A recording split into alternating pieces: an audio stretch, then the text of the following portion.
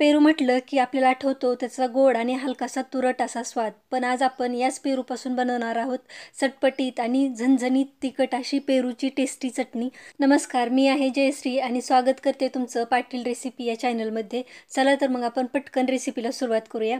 पेरूची चटणी बनवण्यासाठी आपण मध्यम पिकलेला पेरू घेतलेला आहे. म्हणजे पेरू पूर्णपणे पिकलेला पण नाही आणि कच्चा पण नाही.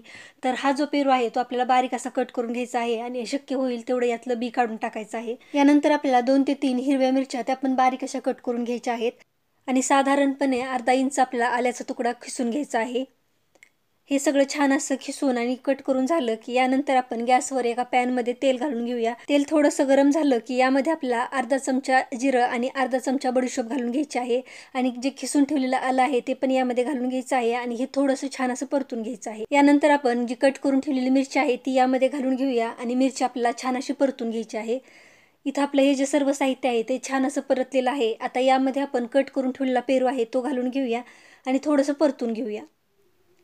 पेरू थोडासा परतला की यामध्ये आपल्याला लाल तिखट घालून घ्यायचं आहे. इथं मी पाव चमचा लाल तिखट घातलेला आहे आणि हे आपण छान असं मिक्स करून घ्यायचं आहे.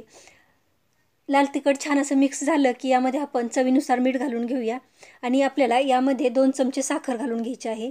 साखरेच्या ऐवजी तुम्ही यामध्ये गूळ पण घालून घेऊ शकता. आता साखर आणि मीठ आपण यामध्ये छान असं मिक्स करून घेतलेलं आहे. आता यावरनं झाकण घालून घेऊया आणि अगदी 2 मिनिट ह्याला वाफलवून घेऊया. इथे आपण ह्या ज्या फोडी आहेत त्या 2 मिनिट वाफलवून घेतलेल्या आहेत. आता वाफलवून घेतल्याच्या नंतर ह्या ज्या फोडी आहेत त्या छान अशा सॉफ्ट झालेल्या आहेत.